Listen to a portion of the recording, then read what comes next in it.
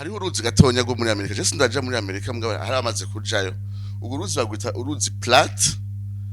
bavuga ko ari uruzi atakamaro rufise mugabo ni runini ni rurerure ni runini mugabo nta profondeur rufise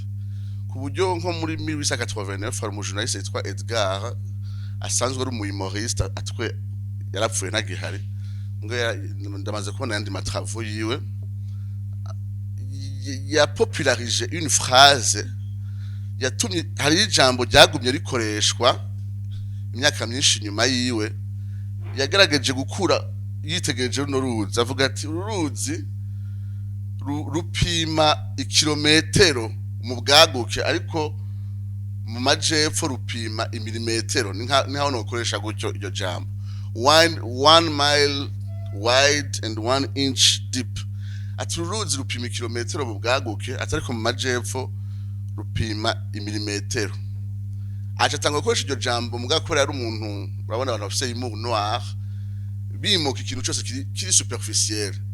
litangura gukoreshwa mu mashure mu organisation atandukanye dihinduka une expression 1 mile wide 1 inch deep litangura kuba une expression ikoreshwa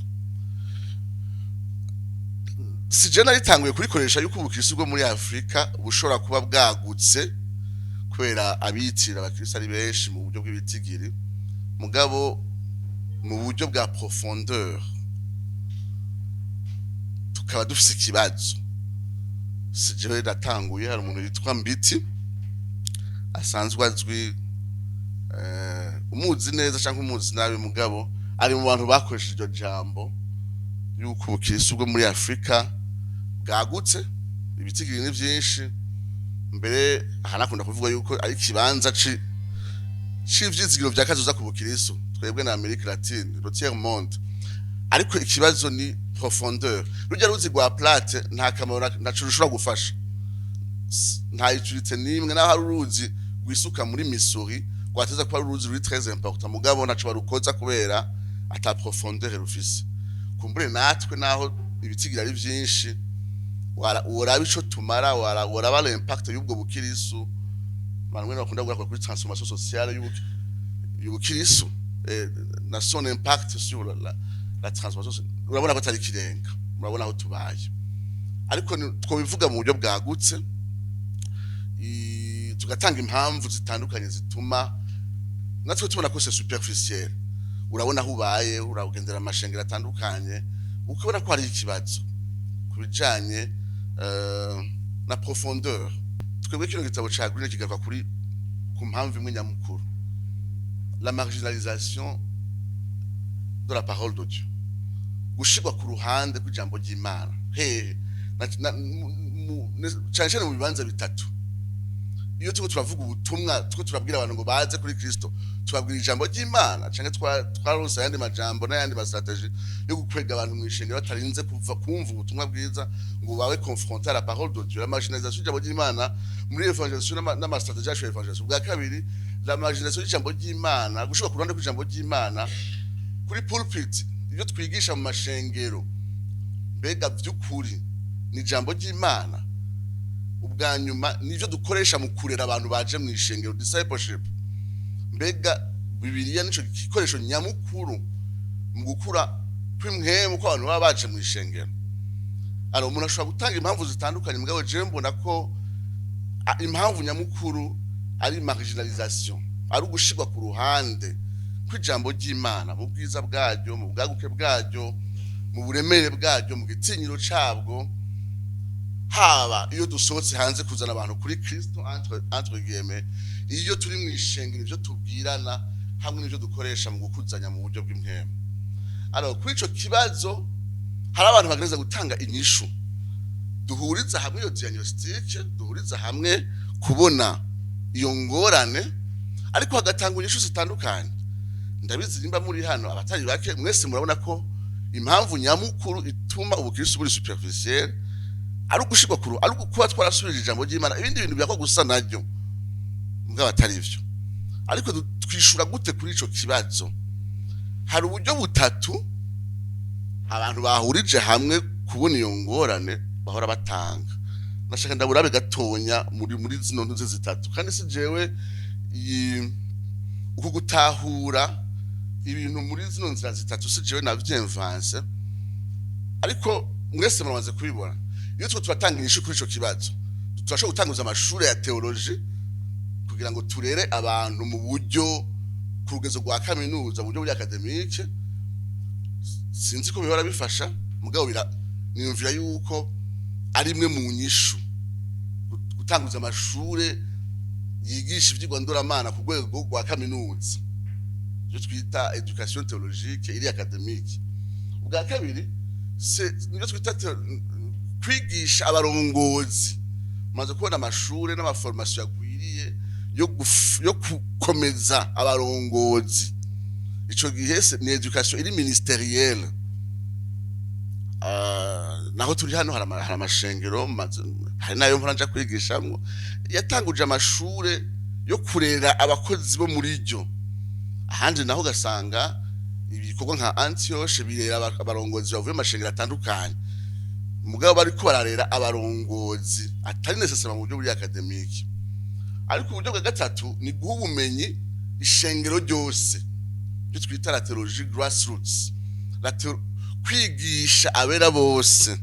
nimba wera wese ari umuherezi imbere y'Imana akwiye nyene kumenya Imana kandi atari conditionné afashwa mbwa atari conditionné n'umuntu kanaka ahubwo akagumbira ijambo ry'Imana nk'ingabire idasanzwe Imana yamuhaye. Alors twebwe Green Pastures iterera muri urwo rugezo rwa gatatu. Alors kumbure ho bikiganiro ingena aya approche yose amalacune yayo ingorane zayo twoshobora guterera fragmentation ihari hagati y'ivyo bintu bitatu ingene rimwe na rimwe kimwe cirengagiza ikindi mbere ugasanga n'uburyo bwo gukora buravuguruzanya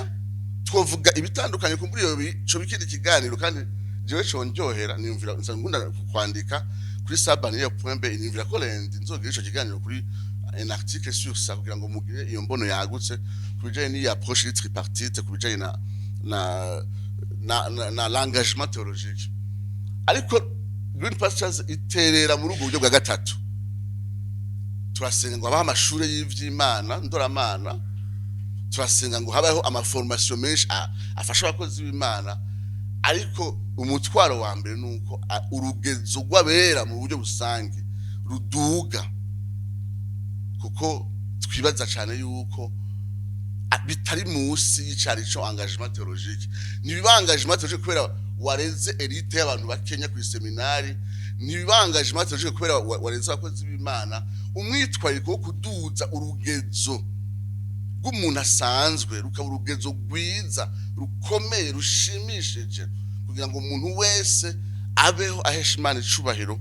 kuko yayitahuye mu ijambo ry'Imana nivyo twari tumaze nk'imyaka 10 turiko turagaragaza gukora mu buryo bwagutse no gukoresha moyen atandukanye technologique Imana yagira atanga muri bibi. Rero nariko ndavuga ko iki gitabo si gitabo c'abahinga ni gitabo c'abizera nibisobanura kumuvuga utuntu ndashaka gikoresha ariko barategura inyigisho twagikoze ku buryo gishobora gukora vyose umuntu yiyumvira ko bishobora kumufasha gutegura inyigisho ni vyiza kirashobora gukoreshwa mu mashure ya Bibiliya yegamiye amashengero agerageza kurera abo muri ryo nizira ko abanyeshuri bacu bazogikoresha Delson ariko cyane twagikoze kubwa abera bose muri rusange kugira ngo bashobore kwitahura ijambo ry'Imana mu giti cyabo. Igicapo rusange c'igitabo cyose cyo mu isano rya kera hariho igicapo rusange. Mu gicapo rusange harimo kamere k'inyandiko ni kuvuganye bico kintu ari icese nimba ico gisoba kiri imbere yawe ico gitabo murambara kidonda inkuru canke kivuga cyanditse mu buryo bw'icese canke mu buryo bw'ivyagezwe canke mu buryo bw'ama oracle umuvugishwa ariko aravuga oracle. Hariho kamere k'inyandiko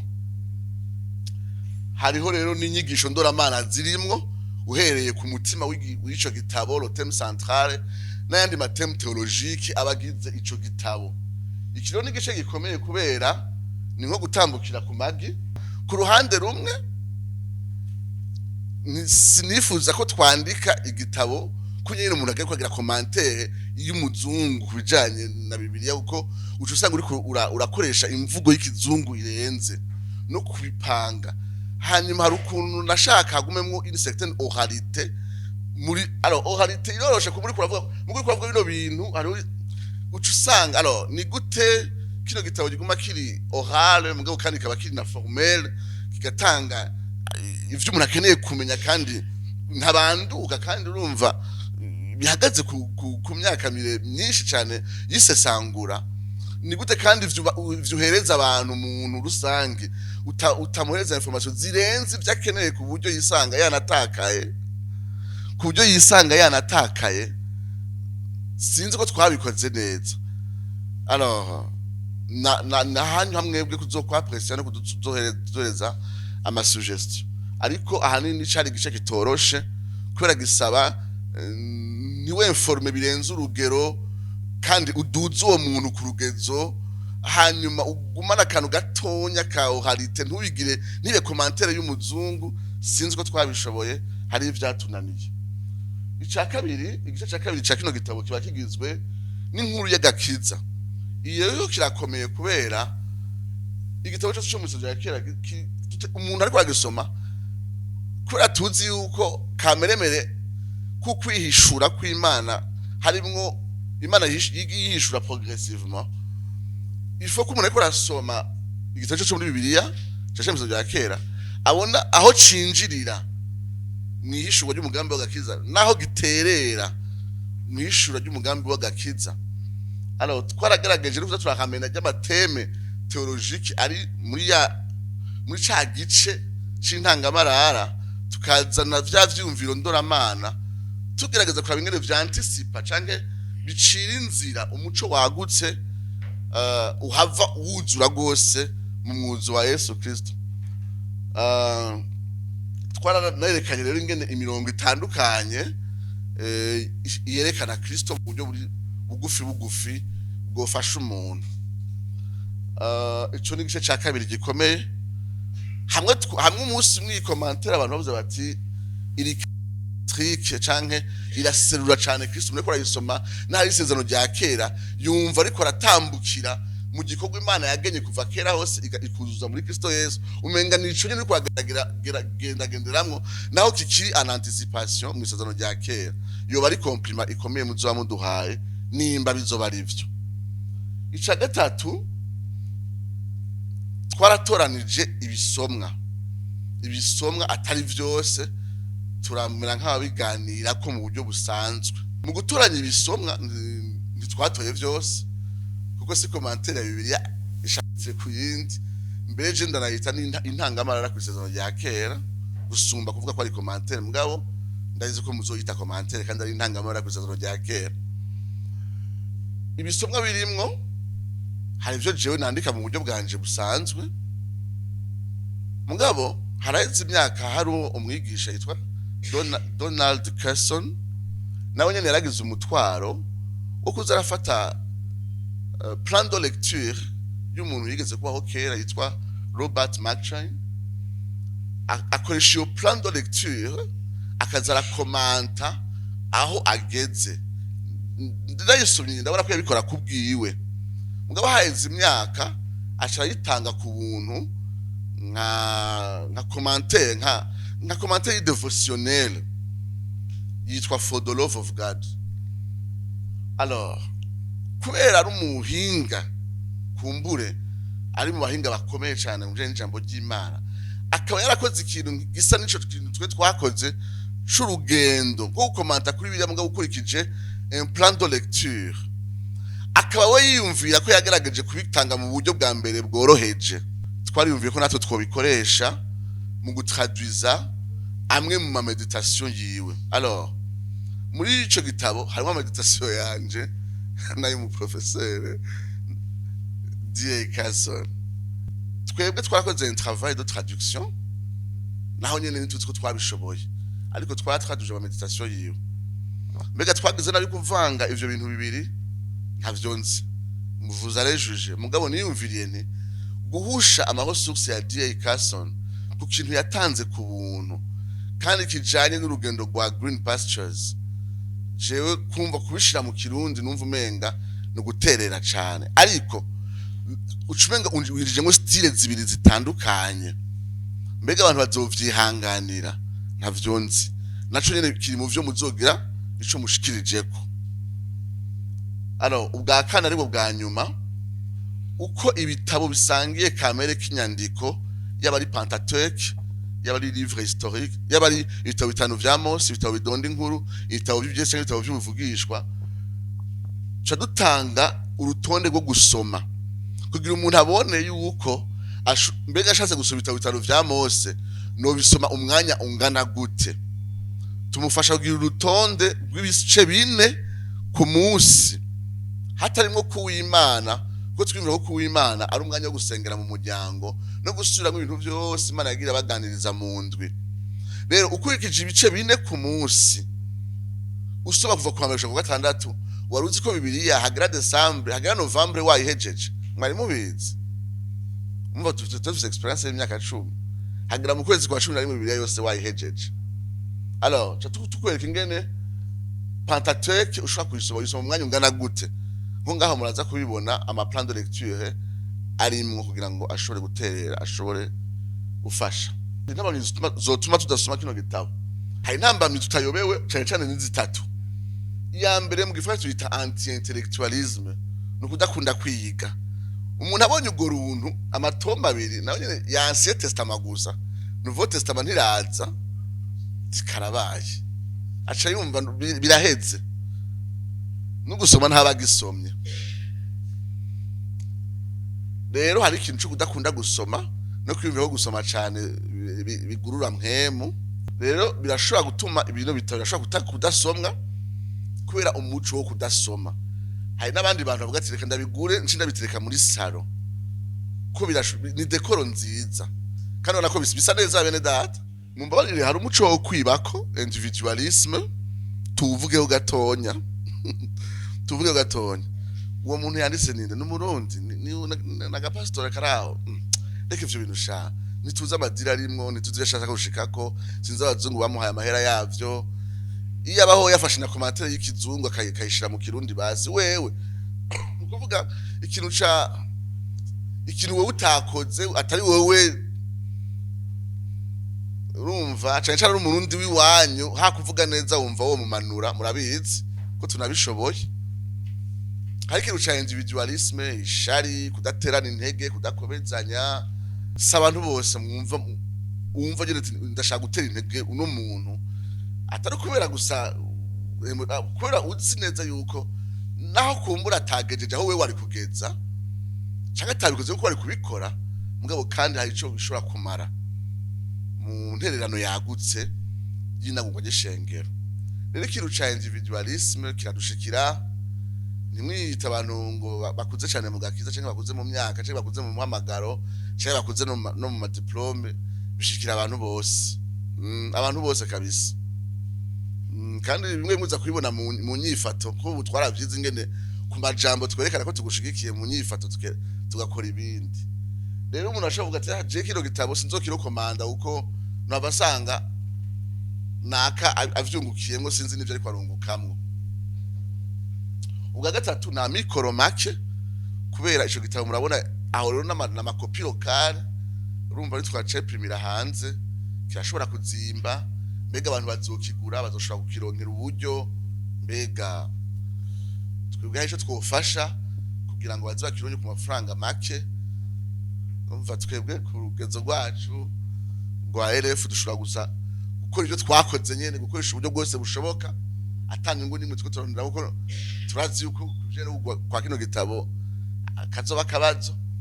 mugabo nabo bashoboka kigura reka bakigure vyoroshe hari ico bushoboye guterera bishobore gutuma tumanura kumbure le prix y'ico gitabo ariko hari inyungu nyinshi ngiye kurangirizako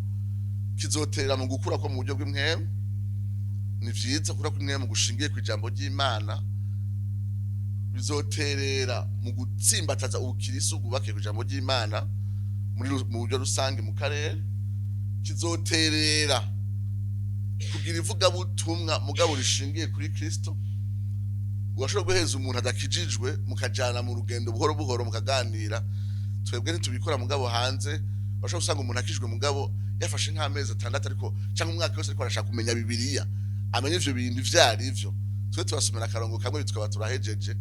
ariko Imana izogureza umuntu bisa yuko umwetwoduza mu buryo bwagutse ku nkuru ya Bibiliya, kugira ngo n'ukwizera kwe aramutse akijijwe kube ukwizera gushitse. Ariko natagisoma cyose, we wagisomye cyose, nawe igishinga cyawe hanze kizoba cubakiye kuri Kristo, kandi gitume urinza akizwa, hagabanuka y'aba conversion massive mugabo ari superficielle yuzuye muri Afrika. Ubwa nyuma jewe urumva nubahutse mugabo ngira hakaba ari undi muntu yayimvira kuzokwandika agatabo mu Kirundi ugafasha abantu kumbure ashaka kuzofatira kubyo twakoze agakora vyiza gusumba, mbwa kumva aragize intege nawe zo kwandika amaresources locales, novuga nti ibikoresho by'ijambo ry'Imana byanditse mu rurimi kavukire. Imana ibahezagire.